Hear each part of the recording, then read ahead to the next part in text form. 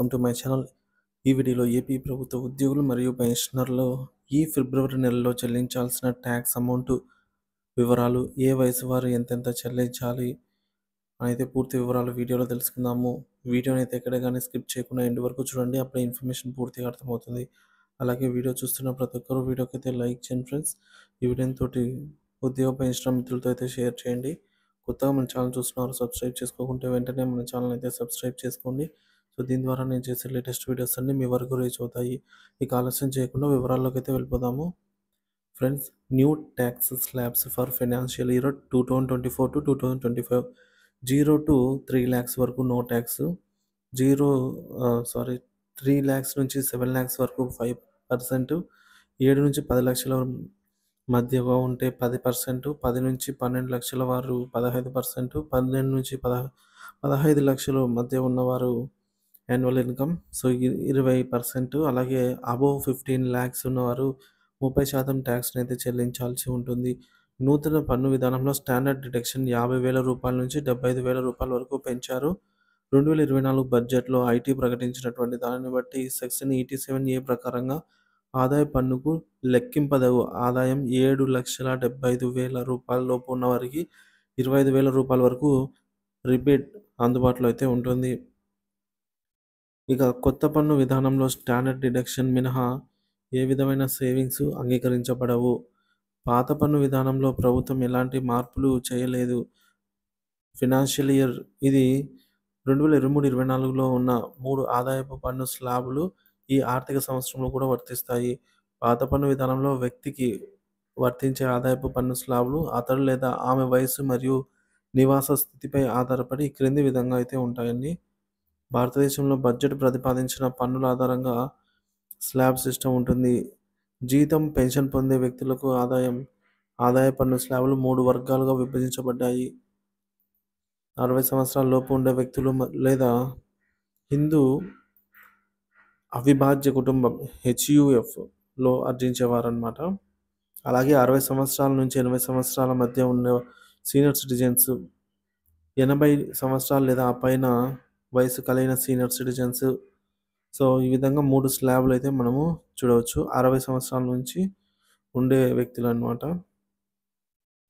మరి ఓల్డ్ రీజియంలో 60 సంవత్సరాల లోపు వారికి 2.5 lakhs, 60 సంవత్సరాల నుంచి 80 సంవత్సరాల మధ్య వారికి 3 లక్షలు, 80 సంవత్సరాల నుంచి పైబడిన వారికి 5 లక్షల వరకు ఏ విధమైన ట్యాక్స్ అయితే ఉండదన్నమాట.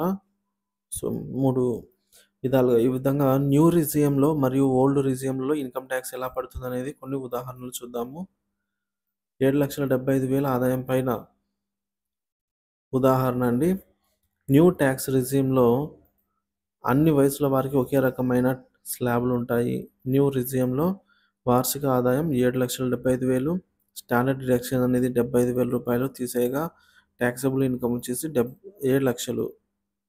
ఇక ఆదాయపు పన్ను అప్ టు 3 lakhs వరకు 0, 3 నుంచి 7 లక్షల వరకు 5% అంటే 20,000, చెల్లించదగ్గ పన్ను 20,000. ఇక సెక్షన్ 87A క్రింద 25,000 రూపాయల వరకు పన్ను రాయితీ వస్తుంది. కావున చెల్లించవలసిన పన్ను అయితే ఏమీ లేదు. పాత పన్ను విధానం.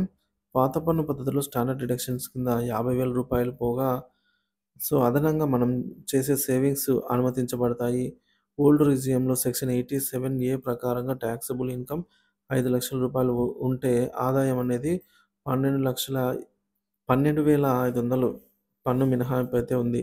ఏ విధమైన సేవింగ్స్ లేకుండా 60 నుంచి 80 మధ్య వయసు గల వారికి, పాత రిజియంలో కొనసాగే వారికి ఆ వార్షిక ఆదాయం 7,75,000 ఉంటే ట్యాక్స్ను ఇప్పుడు మనం పరిశీలిద్దాం.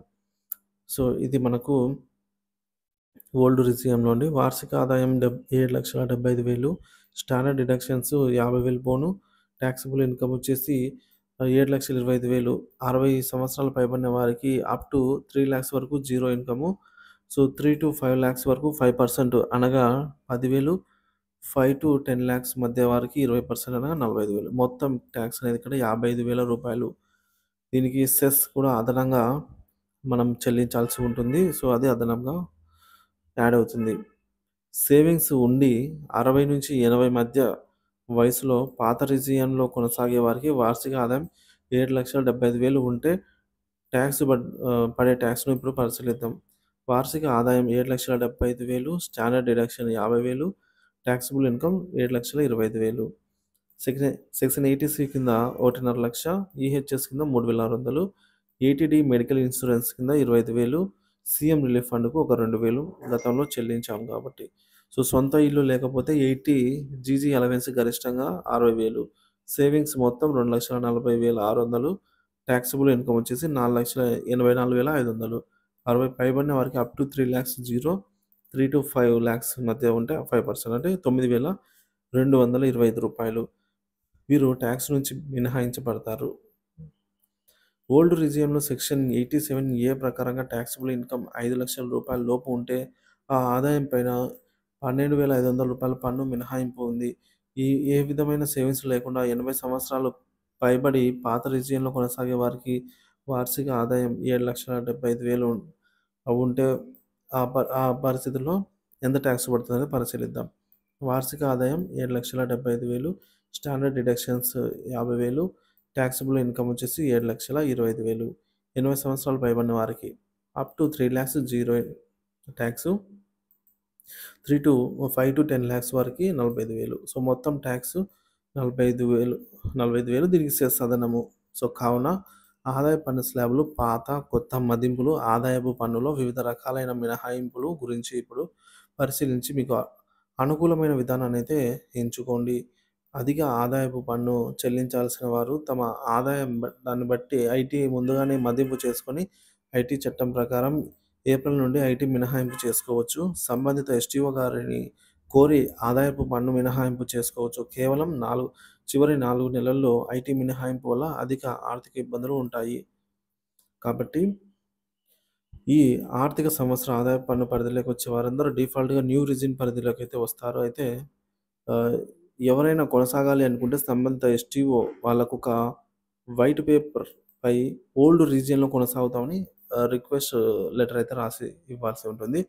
అట్టి వారికి ఈ నెలలో సేవింగ్స్ వివరాలన్నీ కూడా అందజేయవలసి అయితే ఉంటుందన్నమాట.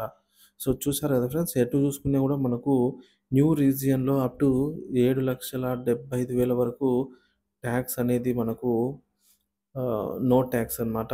సో, మినహాయింపు అయితే ఉంది కాబట్టి కొత్త పద్ధతిలో అయితే మనకి బెనిఫిట్‌గా అయితే ఉండబోతుంది. సో, మీరు మీ వయసును బట్టి ఇక్కడ 3 వర్గాలుగా విభజించబడ్డాయి. సో, కాబట్టి మీ వయసును బట్టి మీకేది బెనిఫిట్‌గా ఉంటే ఆ ట్యాక్స్ రీజియన్‌ని మీరైతే చెల్లించుకోవచ్చనమాట. సో, మన ఇష్టము న్యూ రీజియనా, ఓల్డ్ రీజియనా అనేది